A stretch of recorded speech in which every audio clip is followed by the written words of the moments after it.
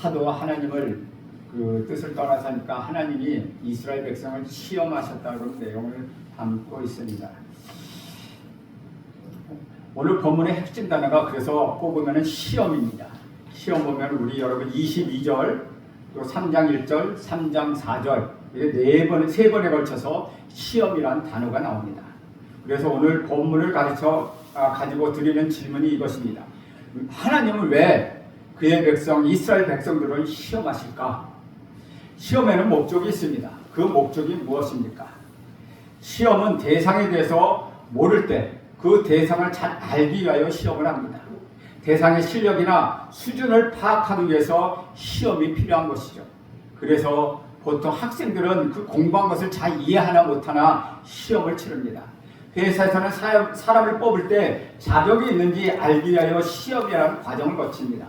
공장에서 제품을 만들어내서 제품이 정상적으로 작동하는지 확인하기 위해서도 시험을 합니다. 사람들 사이에서도 이 사람이 믿을만한 사람인지 알기 위해서 시험을 하기도 합니다. 그러면 왜 시험이 필요합니까? 대상에 대해서 모르니까 알기 위해서 시험을 하는 것입니다. 그렇다면 하나님을 왜 시험을 하실까요? 하나님께서 시험이 필요할까요? 하나님이 어떤 사람들에게서 모르는 것이 있겠습니까? 없습니다. 그러면 모든 것을 다 알고 계시는 우리 하나님께서 왜 그의 백성을 시험하시냐 하는 것입니다. 하나님은 우리를 골탕 먹이기 위하여 일부러 시험을 하십니까? 결코 그렇지 않다는 것이죠. 우리가 하나님 측면에서 시험을 생각하면 이해하기 어려운 것들이 참으로 많습니다. 분명한 것은 하나님은 모든 것을 다 아시기 때문에 시험이 필요하지 않다는 것입니다. 하지만 우리는 아니라는 것이죠. 우리에게는 시험이 필요합니다. 그래서 하나님께서는 우리를 시험하십니다. 하나님이 시험하신 것은 하나님의 주권적인 영역입니다. 하나님께서 하나님의 뜻에 따라 선한 것을 이루기 위하여 우리에게 다양한 방법으로 여러 가지 시험을 허락하신다는 것이죠. 다만 우리가 그것을 오해하지 말아야 할 것은 하나님이 주시는 시험, 즉 테스트는 우리를 죄로 이끄는 유혹, 템프테이션과는 다르다는 것이죠. 우리를 죄로 이끄는 유혹은 우리 각 사람의 욕심에 따라서 나오는 것이지만 하나님이 허락하시는 그 시험은 하나님의 선한 뜻을 이루기 위하여 하나님으로부터 오는 것이라는 겁니다. 하나님이 그때에 따라 그의 백성을 시험하십니다. 오늘 본문은 하나님이 허락하시는 이 시험에 대해서 말씀하고 있다는 것이죠. 그래서 오늘의 본문을 살펴보면서 두 가지를 생각해 보려고 합니다. 첫째로 하나님이 이스라엘에게 허락하신 시험이 무엇인가? 둘째로 왜 그 시험을 허락하시는지 시험의 이유를 살펴보려고 합니다. 먼저 본문에서 우리는 하나님이 허락하신 시험이 무엇인지 그 정체를 알 수가 있습니다. 20절에서 23절을 보면 이렇게 기록합니다. 여호와께서 이스라엘에게 진노하사 이르시되 이 백성이 내가 그들의 조상들에게 명령한 언약을 어기고 나의 목소리를 순종하지 아니하였은즉 나도 여호와가 죽을 때에 남겨둔 이방 민족들을 다시는 그들 앞에서 하나도 쫓아내지 아니하리니 이는 이스라엘이 그들의 조상들이 지킨 것 같이 나 여호와의 도를 지켜 행하나 아니하나 그들을 시험하려 함이라 하시니라. 여호와께서 이방 민족들을 머물러 두사 그들을 속히 쫓아내지 아니하였으며 여호수아의 손에 넘겨주지 아니하셨더라 라고 말씀하고 있습니다. 하나님이 진노하시며 이스라엘 백성에게 이방 민족을 쫓아내지 않고 남겨두신 이유를 지금 말씀하고 계시다는 것이죠.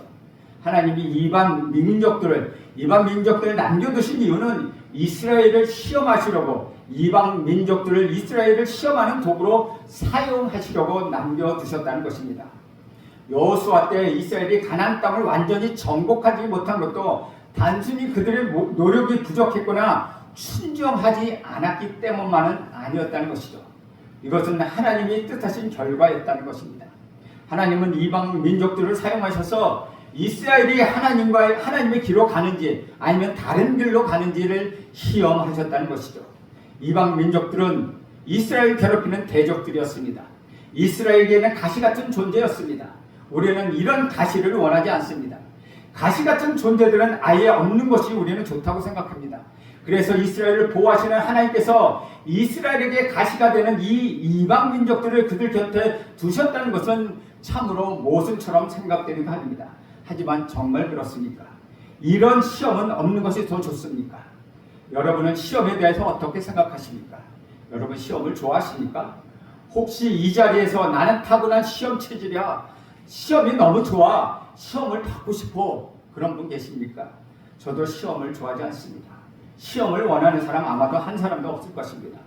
그러면 이 자리에 혹시 시험이 필요 없다고 생각하시는 분 계십니까? 시험은 정말 아무런 의미도 없어, 아무로도 쓰잘데기 없는 것이 시험이야, 시험은 시간 낭비나 같아 라고 생각하는 분 계십니까? 이 질문을 통하여 우리가 배우는 것이 있습니다. 그것은 누구나 시험을 원치 않는다는 것입니다. 그러나 누구에게나 시험이 필요하다는 것이죠. 우리는 이것을 경험적으로 알고 있습니다. 시험 자체는 즐거운 일이 아닙니다. 그렇지만 그 시험을 통해서 얻는 유익이 참으로 많습니다. 그래서 때또는 하나님은 우리를 시험하십니다. 우리 자신을 돌아볼 수 있도록 내가 지금 어디에 있는지, 내 마음이 지금 어디로 향하고 있는지 점검하도록 우리를 도와주신다는 것이죠. 우리는 이 시험을 통하여 하나님을 경험하게 되고, 우리는 이 시험을 통하여 하나님의 은혜를 얻게 되고, 우리는 이 시험을 통하여 하나님의 섭리를 알게 된다는 것이죠. 또한 시험을 거치면서 우리들의 믿음은 조금씩 성장하게 되어 있다는 것입니다. 시험이라는 것이 우리에게는 힘들고 우리에게는 유쾌한 일이 아니지만 하나님은 시험이 우리에게 필요하다는 것을 아시기 때문에 하나님의 선하신 뜻을 이루기 위하여 우리에게 시험을 허락하시는 것입니다. 하나님은 이스라엘에게 이방 민족을 남겨두셨습니다. 그리고 이 이방 민족들을 사용하셔서 이스라엘을 시험하셨습니다. 이것이 하나님이 이스라엘에게 허락하신 시험입니다. 그러면 하나님은 왜 이스라엘을 시험하셨을까요? 거기에는 두 가지 이유가 있습니다. 먼저 첫째는 하나님은 이스라엘에게 전쟁을 가르치시려고 시험하셨다는 것이죠. 3장 1절에서 3절을 보겠습니다.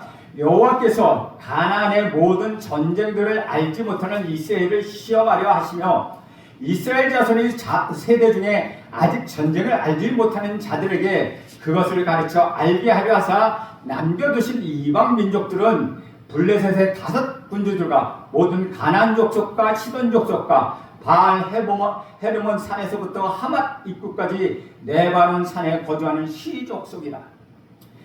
하나님이 이스라엘을 시험하시라고 이방 민족을 남겨두셨는데 어떤 목적으로 그렇게 하셨습니까?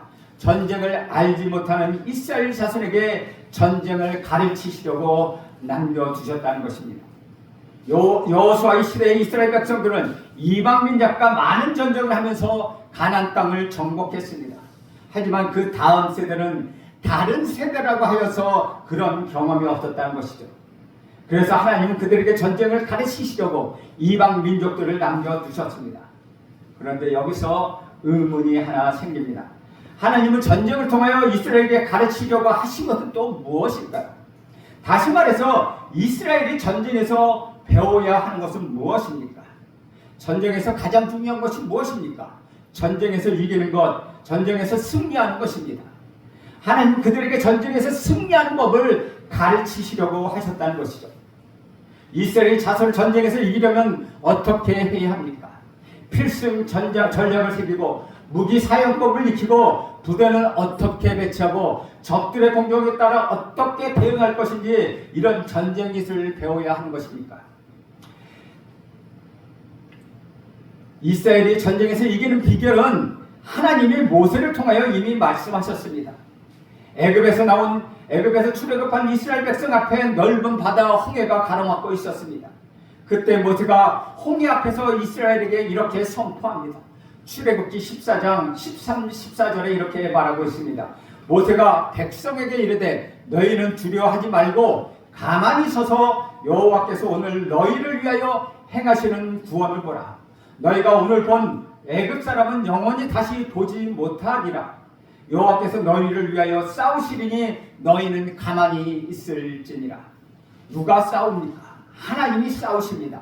이스라엘 백성은 가만히 있으면 된다는 것입니다. 여기서 가장 잘 보여주는 것이, 이 모습을 가장 잘 보여주는 것이 여리고 성을 점령할 때였습니다. 그들은 하나님의 말씀에 따라서 성을 하루에 한 번씩 마지막 날에 7번을 돌았습니다. 그들이 하는 것은 무엇입니까? 그들이 전쟁을 위하여 칼을 갈고 창을 뼈죽게 하고 전략을 세운 것이 아니었습니다. 백성들이 하는 말은 하는 일은 하나님을 믿고 말씀을 믿고 따르는 것뿐이었다는 것이죠. 하나님이 가만히 있으라고 하면 가만히 있고 싸우라고 하면 싸우는 것입니다. 사랑하는 여러분, 승리는 이스라엘 백성에게 있는 것이 아니라 하나님께 있다는 것입니다. 전쟁은 하나님께 속한 것입니다. 이스라엘이 알아야 할 것은 그들과 함께 하시는 하나님, 그 하나님이 승리를 주시는 하나님이라는 것을 알아야 한다는 것입니다. 그래서 이방 민족들과 전쟁에서 배워야 하는 것은 신뢰, 하나님을 신뢰하는 것입니다. 하나님은 얼마나 신뢰하느냐, 그것이 이스라엘의 승리의 비결이기 때문입니다. 지금 상황이 어떠한지, 적들이 가진 무기는 얼마나 뛰어난지, 적들에게 얼마나 뛰어난 용사들이 있는지, 적들은 얼마나 많으며 적들은 어디에 배치되어 있는지 그것과는 전혀 관계가 없다는 것이죠. 그런 눈에 보이는 것은 사람들에게 문제만 될 뿐이지 하나님에게는 문제가 되지 않는다는 것입니다. 그런 외적인 것보다 더 중요한 것, 나와 함께 하시는 하나님, 그 하나님의 능력을 믿고 신뢰하는 것입니다. 그러나 더 중요한 것은 우리들을 앞서 싸우시는 하나님, 그 하나님께 시선을 고정하는 것입니다. 단 하나의 우리의 승리의 조건, 그것은 하나님을 믿고 따르는 하나님을 신뢰하는 것에 있다는 것입니다. 주 안에서 사랑하는 여러분, 우리가 기억해야 할 것은 지금 우리도 이스라엘과 같은 전쟁을 치르고 있다는 사실입니다. 비록 창과 방패를 들고 싸우는 전쟁은 아니지만 우리는 매일매일 우리 삶 속에서 전쟁을 치르고 있습니다. 그것은 이스라엘 전쟁과 다르지 않다는 것입니다. 나의 제약된 본성과 매일매일 치열하게 싸우고 있습니다. 그것만으로도 충분한 것 같은데 집안에서는 나의 마음을 뒤집어 놓는 나의 남편이나 나의 아내, 그리고 우리의 자녀들이 있다는 것이죠. 집 밖에서는 정말 주먹으로 때리고 싶을 정도로 상식밖의 사람들을 만나기도 한다는 것입니다. 여러분, 우리를 둘러싸고 있는 적들이 얼마나 많습니까? 그렇게 힘겹게 삶의 선장에서 수고하고 사람들과 부딪히고 그러다 보니 내 마음이 전쟁터와 같다는 것입니다. 이 땅에서 믿는 사람으로 살아가는 것, 그것이 쉽지 않다는 것을 우리는 또한 경험합니다. 힘겹다 라고 느낄 때도 있고 어느 정도까지 해야 되는지 모를 때도 있다는 것이죠. 그러할 때 우리가 여러 가지 고민들로 힘들어할 때 우리가 가장 먼저 해야 할 일은 내가 지금 하나님을 신뢰하고 있는가, 그것을 점검하는 것입니다. 나는 지금 하나님을 신뢰하고 있는 것인가? 이것이 지금 우리의 시험입니다. 이것이 하나님이 우리에게 주시는 시험 문제라는 것이죠. 이 상황에 너는 나를 신뢰하겠느냐? 내 앞에 보이는 문제보다 너는 나를 더 신뢰하고 있느냐? 지금 너에게 있는 그 어려움 중에 너는 나를 끝까지 신뢰하고 있느냐? 라고 지금 하나님은 우리에게 묻고 계시다는 것이죠. 사랑하는 여러분, 저와 여러분에게 필요한 것은 신뢰입니다. 저와 여러분에게 필요한 것은 하나님을 믿는 것입니다. 하나님을 의지하십시오. 하나님을 신뢰하는 것은 하나님의 능력을 우리의 능력으로 만드는 방법입니다. 여러분이 나와 함께 하시는 하나님을 신뢰한다면 하나님이 허락하시는 여러 가지 시험을 통하여 하나님의 능력을 경험하게 될 것입니다. 오직 하나님만 신뢰하십시오. 하나님을 믿고 따르십시오. 하나님을 경험하게 될 것입니다. 하나님이 주시는 승리를 여러분이 쟁취할 수 있을 것입니다. 하나님은 그들의 백성들 하나님 뜻대로 흘려주시고 하나님을 신뢰하는 법을 가르치고 계시다는 것이죠. 전쟁을 모두는 이스라엘 백성들에게 이방 민족들을 사용하셔서 하나님을 믿고 따르는 방법, 하나님을 신뢰하는 그 방법을 가르치셨던 것처럼 지금 하나님께서는 여러분도 가르치고 계시다는 것입니다. 지금 여러분 눈앞에 보이는 적보다 눈에 보이지 않는 하나님을 바라볼 수 있도록 여러분을 시험하시며 하나님을 신뢰하는 법을 지금 가르치고 계시다는 것이다. 그래서 시험은 저와 여러분에게 꼭 필요하다는 것입니다. 하나님이 이스라엘을 왜 시험하셨습니까? 첫째는 전쟁을 통하여 이스라엘에게 신뢰를 가르치려고 시험하셨습니다. 그리고 둘째 이유는 이스라엘에게 순종을 가르치시려고 시험하신다는 것입니다. 4절 말씀 보겠습니다. 남겨두신 이 이방 민족들로 이스라엘을 시험하사 여호와께서 모세를 통하여 그들의 조상들에게 이르신 명령들을 순종하는지 알고자 하셨더라 라고 말씀하고 있습니다. 이스라엘에게 하나님 명령이 주어졌습니다. 이스라엘에게 주어진 명령에 대해서 순종과 불순종은 이스라엘이 선택할 수 있었습니다. 하나님의 이 선택에 대하여 이방 민족을 사용하셔서 시험하셨다는 것입니다. 하나님에 대한 순종은 순종과 불순종을 선택하는 것 그 이상 더 중요한 의미가 있다는 것이죠. 사랑하는 여러분, 여러분에게 하나님의 명령이 주어졌을 때 그 명령에 대하여 여러분은 왜 순종하십니까? 적어도 왜 순종해야 한다고 생각하고 순종하려고 노력하십니까? 왜냐하면 하나님의 명령에 순종하는 것이 저와 여러분에게 마땅한 일이기 때문입니다. 순종했을 때 찾아오는 유익과 보장이 있습니다. 또한 불순종할 때 찾아오는 징계와 저주가 있다는 것입니다. 하지만 이런 결과들을 생각하기 전에 순종 그 자체만으로 우리가 생각할 수 있는 것은 하나님과 나와의 관계라는 것이죠. 우리는 순종의 시험 앞에 하나님과 나와의 관계를 생각할 수 있습니다. 나는 하나님이 아닙니다. 그래서 나는 하나님의 명령에 순종해야 합니다. 하나님이 나의 왕이시고 나의 주인이시기 때문에 나는 그 명령에 대하여 순종해야 한다는 것이죠. 하나님께 순종하는 것, 내가 하나님이 아니라는 것을 인정하고 내가 하나님의 말씀에 따라 살아가야 하는 피조물이라는 것을 자각하는 것부터 시작한다는 것이죠. 하나님의 말씀에 대해 내가 어떻게 받아들이고 반응하느냐 하는 것은 하나님과 나와의 관계를 잘 보여주고 있는 것입니다. 하지만 이것이 저와 여러분에게 그리 쉬운 일이 아닙니다. 왜냐하면 우리에게는 항상 내가 하나님이 되고 싶어 하는 마음, 내가 주인이 되고 싶어 하는 마음이 있기 때문입니다. 계속해서 하나님과의 관계 속에서 내가 주인이 되고 내가 주도권을 잡으려 한다는 것이죠. 그래서 말씀에 순종하는 것 평생토록 계속되는 치열한 전쟁이라는 것입니다. 한 가지 예를 들어보겠습니다. 남편은 왜 아내를 사랑해야 합니까? 하나님은 무엇을 말씀하셨습니까? 하나님은 그리스도가 그이를 사랑하고 자신을 주신같이 아내를 사랑하라고 말씀하십니다. 이 명령은 하나님의 말씀을 믿는다면, 하나님과 나의 관계를 생각한다면 남편이 아내가 어떻든지 상관없이 남편은 아내를 사랑해야 한다는 것입니다. 아내를 사랑하는 명령에 순종하는 것은 나와 아내와의 관계 이전에 나와 하나님과의 관계가 어떤 가지를 잘 말해주고 있다는 것이죠. 다시 말하면 아내를 사랑하지 않는 것은 내가 하나님이 되는 것이요 내가 주인이 되는 것이라는 것을 말씀하고 있는 것입니다. 아내와의 관계만 생각한다면 배우자의 태도에 따라 미워할 수도 있고 사랑할 수도 있습니다. 내 마음에 들지 않을 때에는 사랑하는 것을 거절할 수도 있다는 것이죠.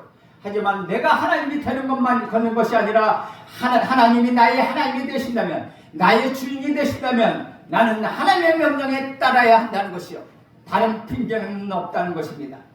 또한 자녀가 부모께 순종하지 않는 것은 무엇입니까? 자녀 스스로가 하나님이 되는 것입니다. 자녀 스스로가 주인이 되려고 하는 것입니다.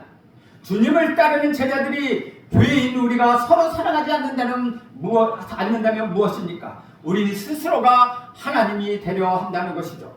하나님 말씀에 불순종하는 것은 결국 우리 스스로가 하나님이 되려고 하는 오만함 때문이라는 것입니다. 하나님의 명령에 순종합니까? 하나님의 명령에 순종하느냐 아니냐, 이것이 지금 우리의 시험입니다. 그리고 우리는 그 시험을 통하여 나의 부족함을 깨닫게 됩니다. 나의 연약함을 알게 됩니다. 그때마다 우리는 하나님의 은혜를 구할 수밖에 없다는 것이죠. 내 힘이 안 되기 때문이라는 것입니다. 우리는 시험을 통하여 이 사실을 절실히 깨달아야 한다는 것이죠. 저는 여러분 모두가 하나님의 말씀에 순종하는 사람, 그런 사람이 되기를 축복합니다. 여러분에게 순종하는 것이 아주 자연스럽고 완벽한 순종을 실천한다면 무엇이 문제가 되겠습니까? 그러면 시험 자체가 필요 없다는 것입니다. 시험이 필요한 것은 이렇게 부족한 우리가 시험을 통하여 점점 성장할 수 있기 때문이라는 것이죠. 그러므로 시험이 기회라는 사실을 여러분 기억하십시오.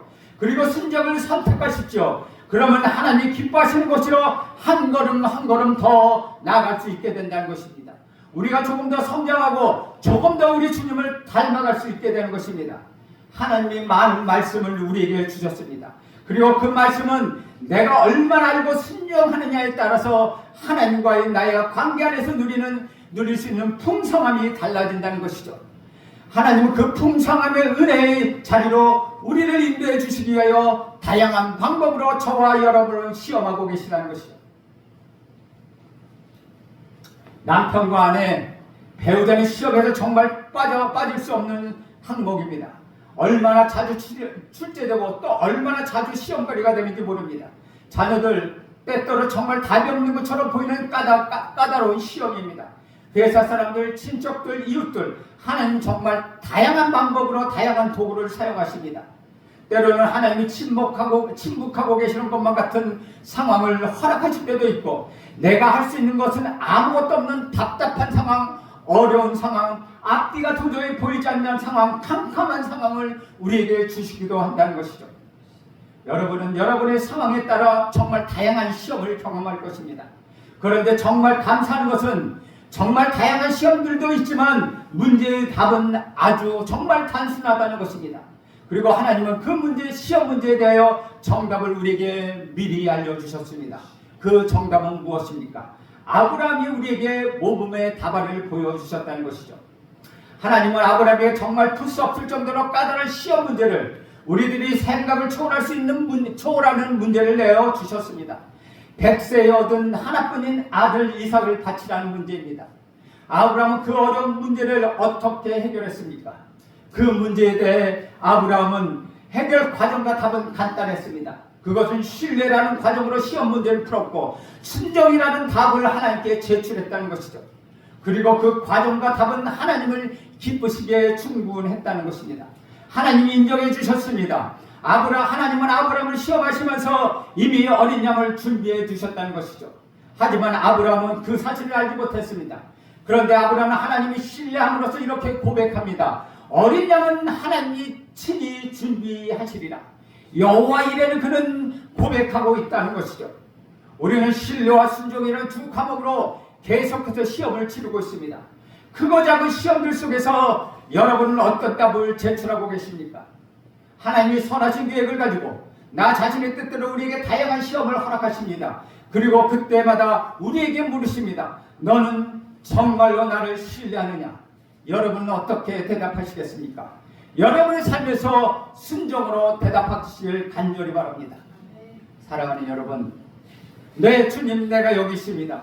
내 주님을 신뢰합니다. 내 주님께 순종하겠습니다. 주님이 허락하신 시험, 그 시험에서 주님을 신뢰합니다. 주님을 따르겠습니다. 제가 주님이 기쁨이 되겠습니다. 주님, 나에게 힘을 주시옵소서. 주님, 나는 연약하지만 순종하길 원합니다. 주님, 나는 부족하지만 신뢰하길 원합니다. 주님, 정말 주님, 나에게 힘을 주시옵소서. 이렇게 고백할 때 하나님께서는 여러분에게 순종할 수 있는 해답을 주시는 것입니다. 하나님은 여러분을 신뢰할 수 있는 능력을 주시고 힘을 주시는 것입니다. 그럴 때 우리의 믿음은 점점점 성장해지고 우리의 믿음은 점점점 커가며 하나님을 점점점 신뢰하게 된다는 것이죠. 저는 사랑하는 여러분 모두가 저는 하나님을 신뢰합니다. 하나님, 나에게 힘을 주시옵소서. 제가 하나님이 기쁨이 되겠습니다 라고 고백하는 저와 여러분이 되시기를 축원드립니다. 기도하겠습니다. 하나님 아버지, 하나님께서 우리를 시험하사 그 아들을 주시기까지 하셨지만 우리들은 그 사랑을 진정으로 받아들이지 못하고 거저 많은 선택 중에 하나로 생각할 때가 참으로 많았습니다. 오늘 말씀 통하여 그러한 타협은 우리 고난과 절망으로 이끌어 주심을 기억하게 하여 주옵소서. 예수님의 이름으로 기도합니다. 아멘.